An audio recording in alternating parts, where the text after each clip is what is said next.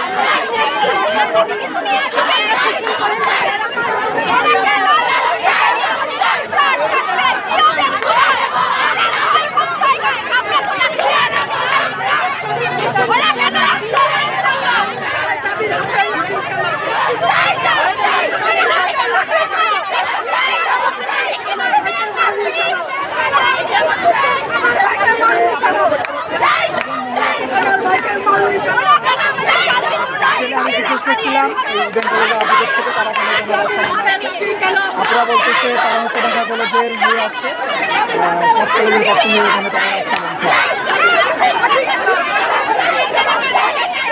এই যে ছেলেদের। আপনি আঘাতটা কিভাবে পেলেন? আমরা দেখতে পাচ্ছি আপনার পা মুচকে গেছে, কিভাবে? ইডেনের মেয়েরা যখন হচ্ছে আপনার গেট ভেঙে চলে আসলো, তো মেয়েদের এখানে আমাদের অনেক ছেলে ছিল, আমরা আমাদের ঢাকা বিশ্ববিদ্যালয়ের ছেলেদের যাতে ওইদিকে ইডেনের দিকে না যায় আমরা এটা আটকাচ্ছিলাম। তো হুট করে পুলিশ রাস্তা ছেড়ে দেওয়ার কারণে ঢাকা কলেজ দিক থেকে আমাদের দিকে অতর্কিত ইট পাটকেল ছোড়া হয়। তো এটা আমাদের ছেলে মেয়েদের আমরা হচ্ছে একটু নিরাপদে নিয়ে আসার সময় কয়েকটা ইট হচ্ছে, একটা ইট আমার ডান পা এবং বাম পায়ে দুইটা ইট। এই বাম পায়ে বেশি, এই পায়ে বেশি ব্যথা পেয়েছে। তো এইভাবেই হচ্ছে আশা করি হচ্ছে দায়িত্বশীল কর্তৃপক্ষ দ্রুত আমাদের এই সমস্যার সমাধানগুলো করে দিবে। মূলত ঢাকা কলেজ থেকে ছোড়া ইটে আপনি আহত হয়েছে? ঢাকা কলেজের দিক থেকে যখন পুলিশ রাস্তা ছেড়ে দেয় তখন ঢাকা কলেজ আমাদের এই দিকে হামলা করে।